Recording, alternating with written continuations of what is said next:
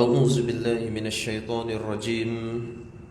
بسم الله الرحمن الرحيم. السلام عليكم ورحمة الله تعالى وبركاته.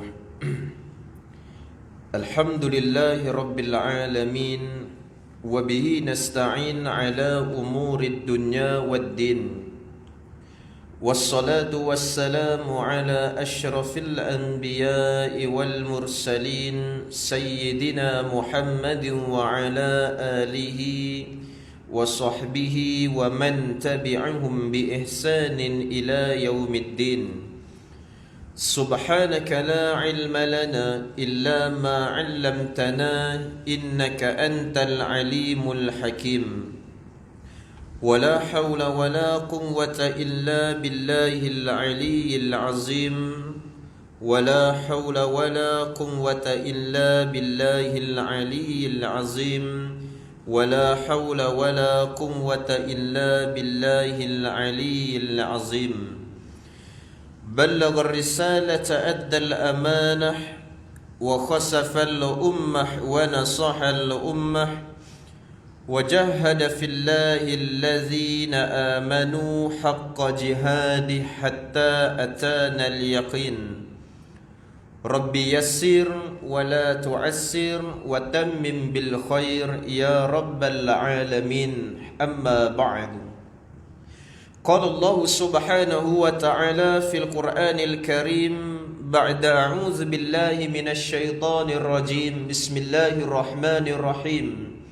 يا أيها الذين آمنوا اتقوا الله حق تقاته ولا تموتن إلا وأنتم مسلمون. صدق الله العظيم.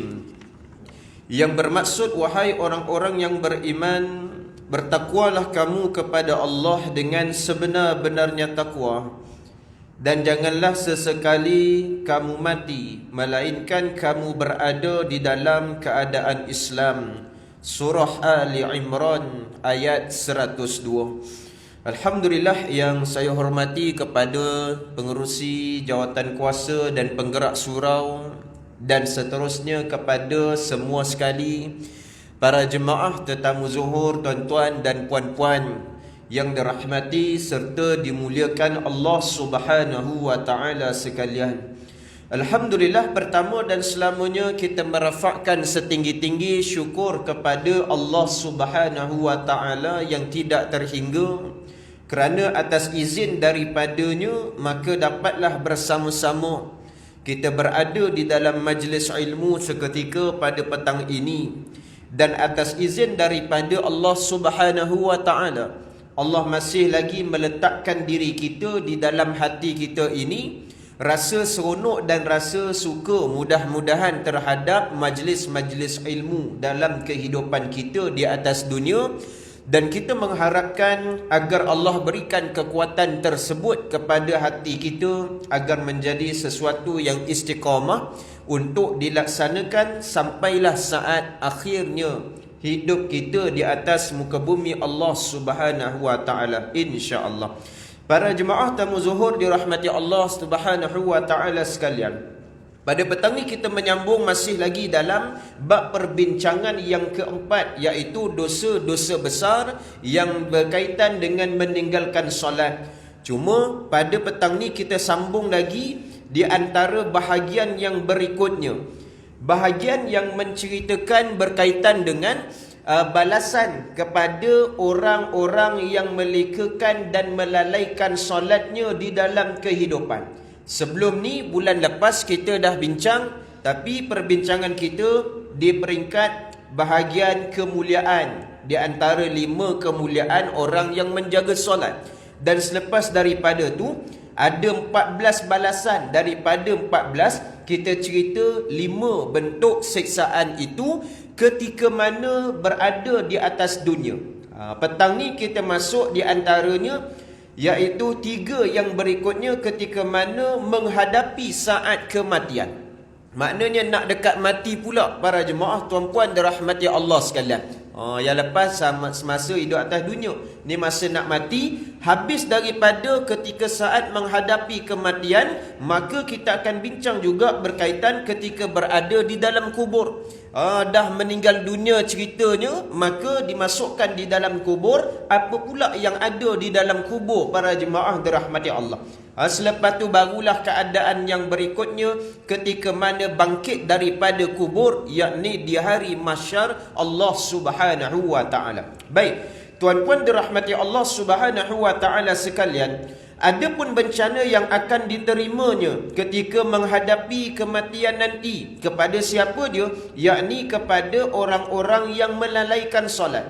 Baik, bila sebut melalaikan solat, kita ingat balik yang pernah kita bincang. Bukan sekadar dia tidak mendirikan solat dalam kehidupan, itu sudah tentu dan pasti. Tetapi bila sebut melalaikan solat juga, termasuk dalam kategori bagaimana? Yakni dia solat, tapi solat itu sengaja diakhirkan waktu sampai masuk kepada waktu yang berikutnya. Ni kategori solat yang lalai. Bukan sekadar dia tak buat, tapi dia buat dalam waktu lain dalam keadaan sengaja. Baik, ketika menghadapi kematian, yang pertama dia akan mengalami saat kematiannya yang hina di sisi Allah Subhanahu wa taala. Walaupun masa ketika mana nak menghadapi kematian tersebut nampak seolah-olah tidak ada apa-apa yang berlaku. Walaupun pada ketika tu nampak elok saja, tetapi bagi orang yang tidak menjaga solatnya dan melalaikan solat, di sisi Allah Subhanahu wa taala itu adalah saat kematian yang sangat-sangat hina di sisi Allah. Sebab tu para jemaah dirahmati Allah sekalian, bila mana kalaulah ada terdetik dalam hati sengaja nak akhirkan waktu solat sampai masuk waktu yang berikutnya, terfikir rasa malas nak mendirikan solat, nak menjaga ketaatan Allah Subhanahu wa taala, ingat satu perkara saja. Bila kita mati nanti, kita akan bertemu, kita akan balik depan Allah Subhanahu wa taala. Persoalannya bagaimana kita nak balik depan Allah dalam keadaan ketika nak mati itu statusnya manusia yang hina di sisi Allah Subhanahu wa taala. Ini yang pertama. Yang kedua, dia juga akan mengalami rasa kelaparan ketika matinya. Nak mati rasa lapar para jemaah sekalian. Lapar nak mati ni beza dengan lapar masih hidup atas dunia. Lapar nak mati ni rasa tak kenyang-kenyang para jemaah dirahmati Allah. Bila sebut lapar, termasuklah sekali dengan yang ketiga disebutkan, iaitu apa dia? Ia akan mati dalam keadaan yang haus. Seandainya diberikan minuman daripada semua air laut yang di merata dunia ini, nescaya tidak akan berhasil untuk menghilangkan kehausannya. Allahu Akbar. Makna lapar bukan setakat lapar, campur pula dengan haus, dahaganya para jemaah dirahmati Allah.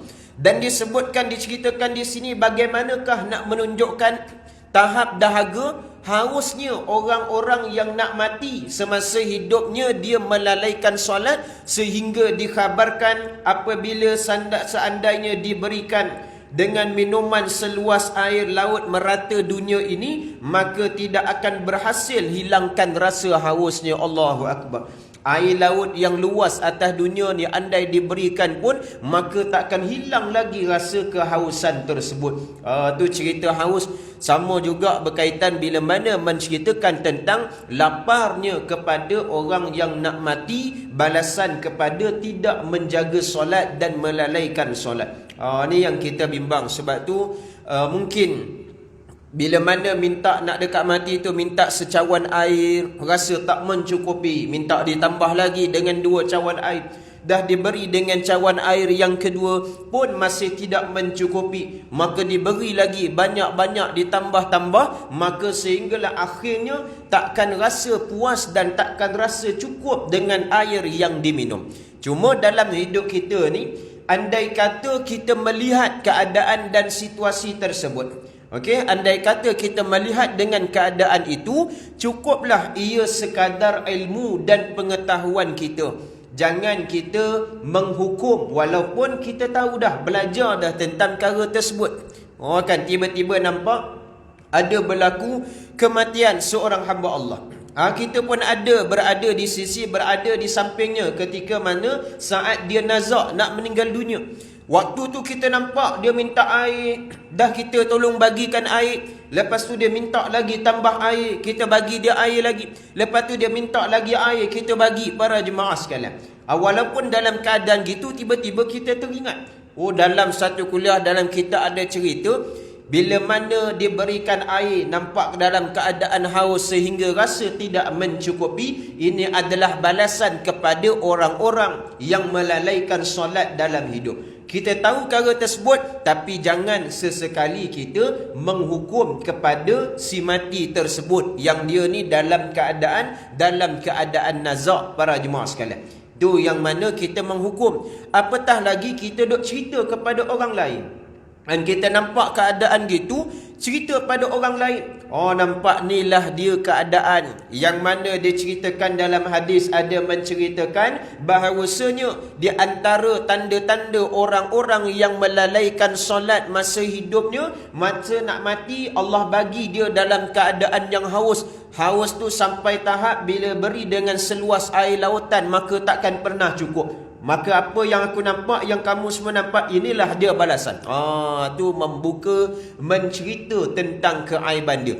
Jangan sesekali para jemaah sekalian. Walaupun betul kita tahu, tapi bukan untuk kita menceritakan ataupun menghukum ataupun memburukkan ia. Cukuplah sekadar ilmu kita tahu, dan sekadar untuk pengetahuan, peringatan untuk diri kita. Kan bila tengok, ya Allah, ampunkan dosa dia, ya Allah. Ya Allah, jadikan saat kematian aku satu ketika nanti, ya Allah, dalam keadaan mati yang baik. Cukuplah sekadar tu para jemaah dirahmati Allah sekalian. Baik, itu 3 perkara ketika mana menghadapi saat kematian. Baik, dan ada pun bencana yang akan diterimanya ketika mana berada di dalam kubur kelak. Dah mati, meninggal dunia, masuk dalam kubur. Dan di dalam kubur apa yang berlaku? Yang pertama, kuburnya akan disempitkan hingga semua tulang rusuknya akan menjadi hancur luluh. Allahu Akbar. Ni tulang rusuk yang kita ada, yang kita rasa gagah dan kuat masa hidup di atas dunia. Bayangkan bila mana dimasukkan di dalam kubur, bagi orang-orang yang melalaikan solat semasa hidupnya, maka akan dihancurkan sehancur-hancurnya para jemaah dirahmati Allah. Yang pertama. Yang kedua, kuburnya juga akan dinyalakan dengan api yang sangat membara, di mana dia akan berbolak-balik di dalamnya silih berganti siang dan malam. Tak berhenti-henti, tak putus-putus para jemaah dirahmati Allah sekalian, tuan-puan sekalian. Yang mana dinyalakan api yang membara di dalam kubur tersebut, dan ketika itu daripada siang malam, dah malam bertemu dengan siang balik, maka akan dia berbolak-balik dibakar oleh Allah Subhanahu wa taala ketika mana berada di alam barzakh tersebut. Itu yang kedua. Dan yang ketiganya, dia akan dijaga di dalam kuburnya oleh ular yang besar yang dipanggil dengan nama si ganas yang botak, yang mana kedua belah matanya itu menyemburkan api, dan kukunya seperti besi. Panjang bagi setiap kuku itu sama dengan perjalanan sehari suntuk. Dan ular itu juga akan mengatakan kepada si mayit dengan berkata, akulah ular ganas yang berkepala botak. Sedangkan suaranya seperti halilintar juga yang sedang menggelegar. Ular itu akan mengatakan, aku diperintahkan oleh Tuhanku untuk memukulmu kerana engkau telah melalaikan solat subuh hingga terbitnya matahari. Dan aku akan memukulmu lagi kerana engkau telah melalaikan solat zuhur hingga munculnya solat asar. Lalu aku akan memukulmu lagi kerana engkau telah melalaikan solat asar hingga datangnya solat maghrib.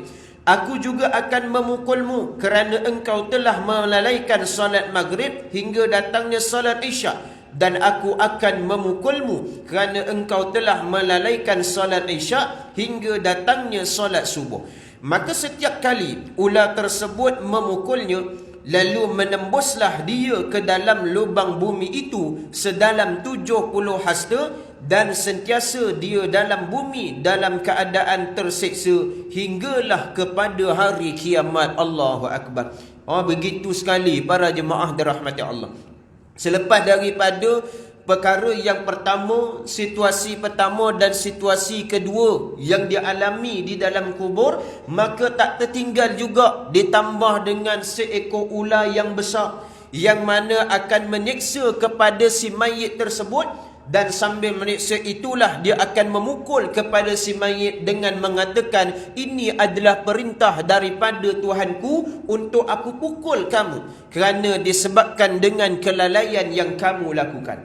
Setiap daripada solat fardu yang ditinggalkan atau setiap daripada solat fardu ini yang diakhirkan waktu sampai masuk pada waktu yang berikutnya, maka setiap itulah ular tersebut akan memukul kepada si mayit ketika di dalam kubur para jemaah dirahmati Allah sekalian. Bahkan pukulannya para jemaah dirahmati Allah sehingga diceritakan menembus ke dalam lubang bumi sedalam 70 hasta, dan keadaan ini tersiksa hinggalah sampai pada hari kiamat. A'udzubillahi min zalik.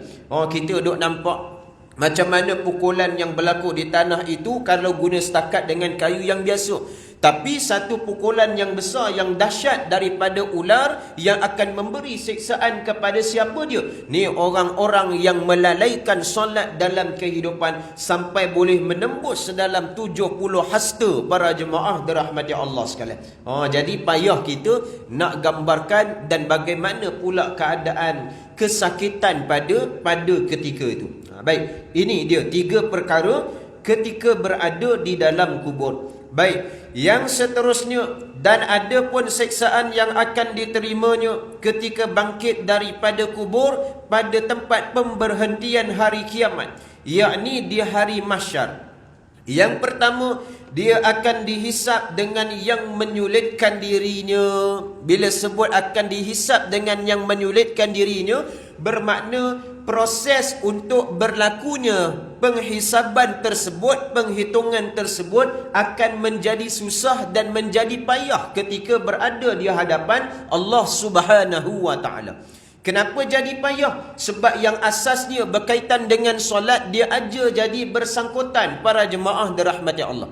Dia tak lancar, dia tak clear, maka dia akan jadi bersangkut dan jadi susah pada ketika itu. Yang kedua, dia akan mendapat kemurkaan daripada Allah Subhanahu wa taala. Ini perkara yang pasti. Dan yang ketiga, dia juga akan dimasukkan ke dalam api neraka Allah Subhanahu wa taala. Inilah dia yang disebutkan sebelum daripada ni, walaupun dia solat, tetapi bila mana solat itu dilakukan dalam keadaan sengaja sampai masuk pada waktu yang berikutnya. Waktu solat zuhur dibuat dalam waktu asar, waktu solat asar dibuat dalam waktu maghrib, dilakukan tu dalam keadaan sengaja, maka tetap akan dimasukkan ke dalam api neraka Allah Subhanahu wa taala. Baik, moga-moga kita dijauhkan oleh Allah daripada perkara-perkara yang menyulitkan seperti itu. Baik, dan pada riwayat lain ada disebutkan, maka orang yang mensia-siakan solat itu, nanti dia akan datang pada hari kiamat dan pada wajahnya akan tertulis dengan 3 macam bentuk tulisan. Ni keadaan dia akan tampil hadir di padang mahsyar ketika di hari kiamat nanti. Dan ketika itu ada beberapa perkataan yang tertulis di wajahnya para jemaah sekalian. Yang pertama, tulisan pertama, hai orang-orang yang mensia-siakan hak Allah Subhanahu wa taala. Tulisan yang pertama. Tulisan yang kedua, hai orang yang dikhususkan untuk mendapat kemurkaan Allah Subhanahu wa taala. Itu tulisan kedua. Dan tulisan yang ketiga, sebagaimana engkau di dunia dahulu telah mensia-siakan hak Allah, maka hari ini engkau akan putus asa daripada rahmat Allah Subhanahu wa taala. Maknanya pada masa tu rahmat Allah Subhanahu wa taala tidak lagi berpihak kepada dia, para jemaah sekalian. Kerana apa dia? Kerana dengan perkara yang asas di dalam kehidupan ni akhirnya dipersia-siakan dan dilekakan dalam kehidupan. Sebab tu para jemaah, tuan-puan dirahmati Allah Subhanahu wa taala sekalian, perkara ni sebagai menjadi muhasabah kepada diri kita bersama-sama. Kan muhasabah kita berapa tahun kita hidup dekat atas dunia, berapa banyak kali rupa-rupanya yang solat kita ni kita sengaja mengakhirkan waktu. Akhir waktu tu satu, tapi sampai yang paling besarnya akhirkan waktu masuk dalam waktu yang berikutnya. Makna sentiasa qada saja solat dalam hidup dalam keadaan yang sengaja. Makna dalam keadaan sengaja ni tidak ada pun keadaan ketika tu yang diizinkan dalam agama. Contoh darurat, nak kata darurat tak darurat mana para jemaah sekalian. Nak kata ada perkara aulawiyat, tak ada aulawiyat mana sangat. Sedangkan di antara satu waktu nak sampai pada waktu yang berikutnya, masa bukan hanya 30 minit. Masa yang ada bukanlah hanya sekadar 15 minit. Boleh katakan 1 jam lebih, boleh katakan ada 2 jam lebih. Daripada subuh nak sampai zuhur, daripada zuhur nak sampai asar, asar nak sampai maghrib, dan maghrib nak sampai isyak. Begitu juga daripada isyak nak sampai subuh. Masa yang ada sangat-sangat panjang. Tetapi bagaimanakah kita yang mengurus masa ni, terutamanya tentang solat fardu, supaya tidak termasuk pada waktu yang lain. Baik. Seterusnya disebutkan lagi daripada Ibnu Abbas radhiyallahu anhu mengatakan bahawasanya jika hari kiamat telah tiba, maka didatangkan seorang lelaki yang berdiri di hadapan Allah Subhanahu wa taala, lalu diperintahkan untuk dimasukkan ke dalam neraka. Maka dia mengatakan, "Ya Allah, mengapakah nasibku begini?" "Ya Tuhanku." Lalu Allah menjawab, "Kerana engkau selalu mengakhirkan solat daripada waktunya, dan janjimu kepadaku adalah satu pembohongan." Ini contoh keadaan dan situasi yang diceritakan satu ketika bila di hadapan Allah Subhanahu wa taala. Kepada siapa dia? Kepada golongan-golongan manusia yang masa hidupnya dia melewatkan solat, yang masa hidupnya dia mengakhirkan waktu solat sampai masuk waktu yang lain, para jemaah sekalian. Waktu ketika itu Allah perintahkan suruh dia bergerak pergi menuju masuk ke dalam neraka. Dan bila pergerakan itu berlaku, sambil tu ada golongan ini dia akan mempersoalkan, "Ya Allah, kenapa nasib aku begini? Kenapa aku kena bergerak pergi menuju ke neraka, ya Allah?" Maka Allah menjawab, "Kerana engkau akhirkan solat daripada waktunya." Satu. Yang keduanya, bila akhirkan solat daripada waktunya tersebut, maka janjimu kepadaku adalah satu pembohongan. Makna yang kita duk sebut dalam kehidupan kita ni, dalam kita menjaga solat dalam kehidupan, dalam kita nak menjaga usaha kualiti solat yang kita lakukan, rupanya adalah sebagai satu pembohongan dengan Allah Subhanahu wa taala. Ni Allah kita takut dan kita bimbang, para jemaah sekalian. Kan bila kita tersedar perkara gini, apa yang perlu kita buat? Mintalah ampun sungguh banyak-banyak dengan Allah Subhanahu wa taala. Bila minta ampun sungguh-sungguh dengan Allah, yang keduanya terus cepat-cepat lakukan anggaran kiraan yang kita boleh ingat, sejauh mana yang kita boleh ingat waktu-waktu solat tersebut, terutamanya apabila yang tertinggal. Untuk apa dia? Segera kita qadakkan, para jemaah dirahmati Allah. Ya, walaupun keadaan tu dah lama, mudah-mudahan kita buat qada ni, rasa kesedaran pada diri kita ni, takutnya kita dengan perkara tersebut, kita harap biar Allah terima dan Allah boleh ampunkan dosa kita yang besar tu, para jemaah sekalian. Baik, itu di antara yang diceritakan kepada kita. Baik, seterusnya di dalam satu tajuk yang kecil, tajuk yang berikutnya, yang mana menceritakan tentang apa dia? Siksaan bagi orang yang bersolat dengan cepat. Dalam bab solat ni dia banyak tajuk-tajuk kecil sikit, para jemaah sekalian. Kalau sebelum ni kita bincang bagaimana tinggalkan solat dan akhirkan waktu solat sampai masuk waktu yang berikutnya. Lepas tu cerita pula balasan-balasan dan dia punya kemuliaan. Dan sekarang ni kita masuk tentang apa dia? Dalam solat pun juga ada cerita siksaan bagi orang yang solat dengan cepat. Solat dengan cepat ni pun kena berjaga-jaga. Macam mana makna kata solat dengan cepat? Mudah fahamnya, menjaga. Dia tidak menjaga dari sudut yang rukun yang ada dalam solat, terutamanya tentang bab tamakninah para jemaah sekalian. Kan ada orang dia nak solat cepat tapi tamakninahnya habis dilanggar para jemaah dirahmati Allah. Dan kita ada pernah tengok viral sebelum daripada ni tak, dalam beberapa tahun lepas bila bulan Ramadan punya cerita solat sunat tarawih. Kan ada negara luar dekat belah Indonesia para jemaah sekalian, kan dia buat solat sunat tarawih 20 rakaat, sekejap saja masa dah habis para jemaah sekalian.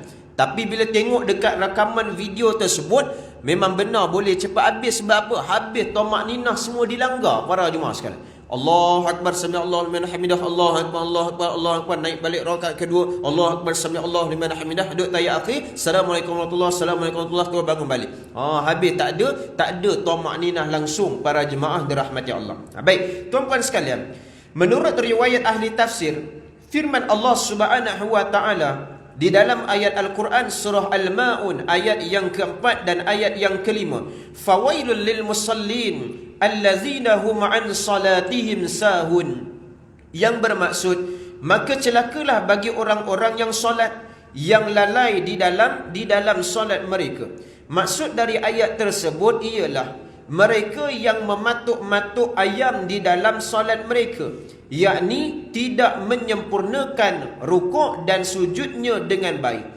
Dan diriwayatkan pula di dalam hadis yang dikeluarkan oleh Bukhari dan Muslim bahawa Abu Hurairah radhiyallahu anhu pernah mengatakan, satu kali peristiwa datang seorang lelaki ke masjid dan Rasulullah sallallahu alaihi wasallam sedang duduk bersama-sama kami.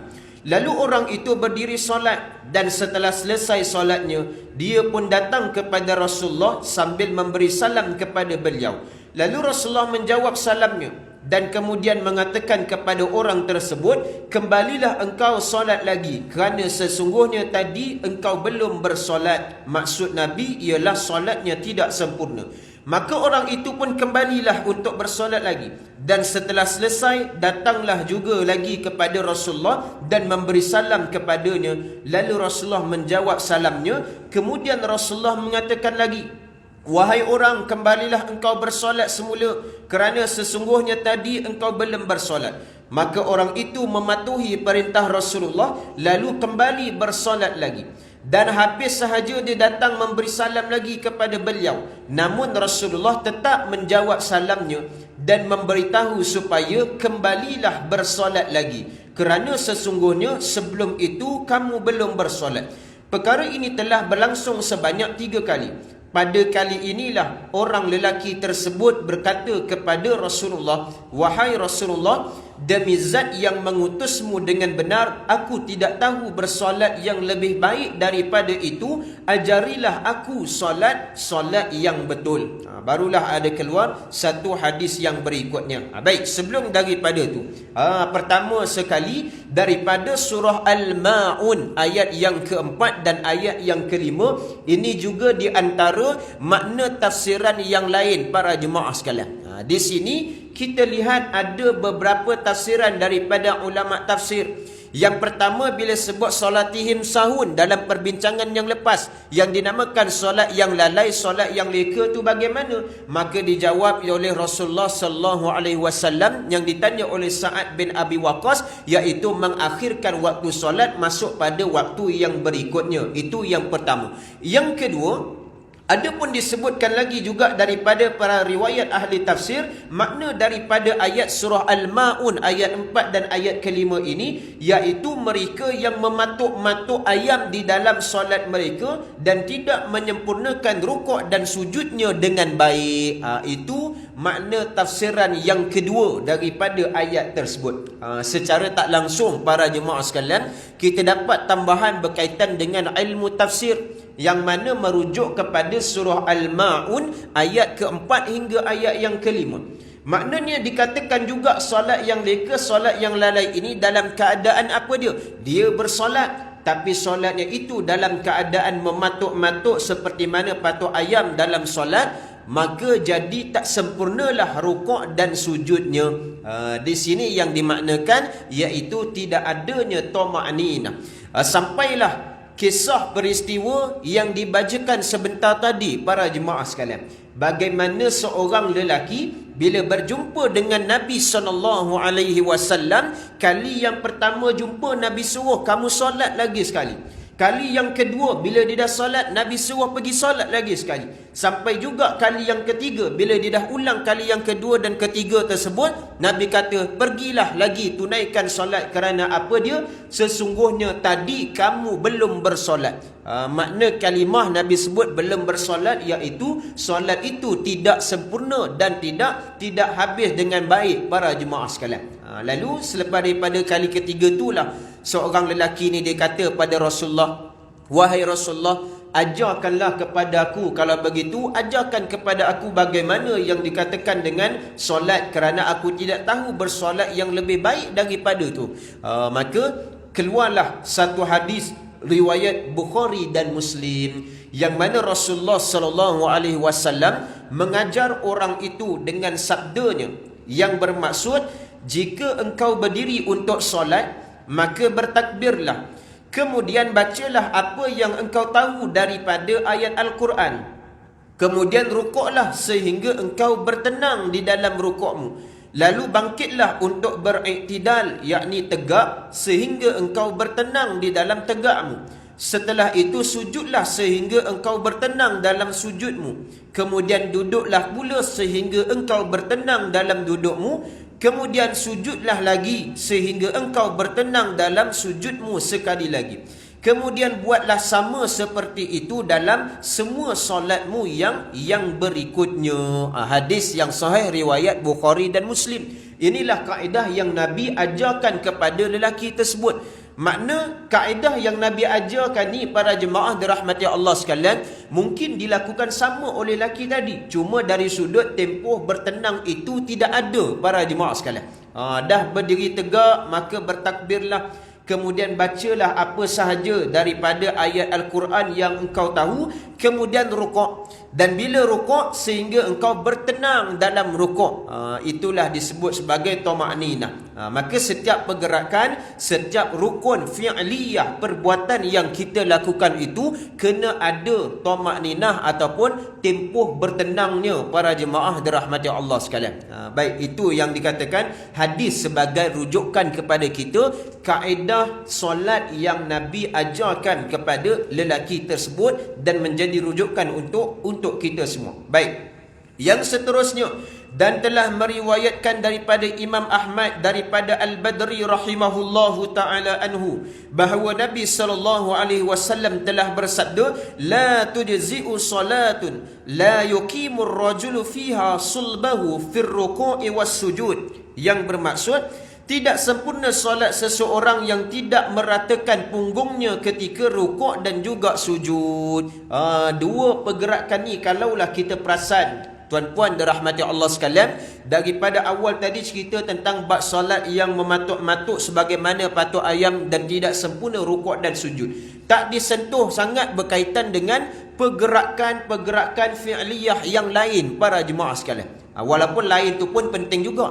Contoh mengangkat takbiratul ihram. Contoh meletakkan bila dah angkat takbiratul ihram tu, bagaimanakah keadaan meletakkan pergelangan tangan kita. Kalau dalam mazhab Syafi'i ni bagaimana? Kalau dalam mazhab yang lain ni bagaimana? Ada yang ke tepi kiri, ada yang berada di atas pusat. Kita diajarkan begitu. Pergelangan tangan kiri betul-betul duduk berada di atas pusat, dan diikuti dengan tangan kanan punya pergelangan tangan kanan berada di atas pergelangan tangan kiri para jemaah sekalian. Adapun kalau buat yang lain, tidaklah jadi sebagai satu masalah dan berdosa. Cuma lagi cantik dan baiknya kalau dibuat itu berdasarkan ilmu para jemaah dirahmati Allah. Sampai tak angkat pun, tak letak pun ada para jemaah sekalian. Kan kalau kita pergi Mekah, pergi negara Arab buat umrah para jemaah sekalian, banyak macam-macam cara kita jumpa. Ada yang Allahu Akbar letak di atas, Ada yang Allahu Akbar di bawah gitu saja para jemaah sekalian. Dan ada yang Allahu Akbar lepas, tak angkat-angkat, tak ada letak kat mana-mana pun. Dia seumpama berdiri tegak di sisi saja para jemaah sekalian.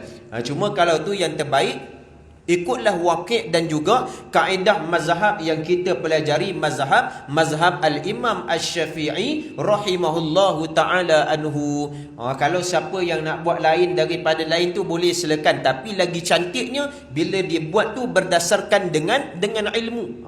Baru cantik dan kita faham. Yang kita duk buat gini, oh ini cara mazhab demikian. Kita duk letak gini, oh ni mazhab demikian. Kenapa saya sebutkan demikian? Supaya tidak timbul fitnah di kalangan masyarakat kita, para jemaah sekalian. Maknanya kalau orang bertanya, orang nampak lain macam, orang nampak macam pelik, tak berlaku fitnah. Kenapa tak berlaku fitnah? Kita tahu dia berdasarkan dengan ilmu. Orang tengok lain macam, orang datang tanya. Kenapa solat tadi tu letaknya selepas angkat takbiratul ihram letak di sisi? Oh, aku buat gini sebab ini mazhab sekian-sekian. Sebab ini cara yang sekian-sekian, belajar daripada sudut ilmu. Kan sama macam solat, dia banyak ilmu-ilmu yang kita boleh belajar, terutamanya bacaan-bacaan dalam solat sebagai contoh. Kan sebab tu ada setengah imam bagus bila dia jadi imam, terutamanya solat yang dibaca secara jahar para jemaah sekalian. Jahar ni bacaan secara kuat. Bahasa mudahnya solat maghrib, isyak dan juga solat subuh. Imam tu dia belajar tentang ilmu qiraat. Dia belajar ilmu qiraat, belajar ilmu riwayat Hafs Ibn al-Asim, belajar riwayat Syatibi dan sebagainya para jemaah sekalian. Jadi bila setengah tu bila nak solat, ada baiknya bila dia nak solat, dia nak guna riwayat bacaan yang lain, kaedah qiraat yang lain, dimaklumkan kepada jemaah. InsyaAllah sebentar lagi kita akan solat, saya akan menggunakan riwayat sekian-sekian, riwayat Qalun, riwayat Hafs Ibn al-Asim dan sebagainya, apa yang dia pelajari. Bila dah maklum begitu, bila solat barulah kita pun jadi tak pelik.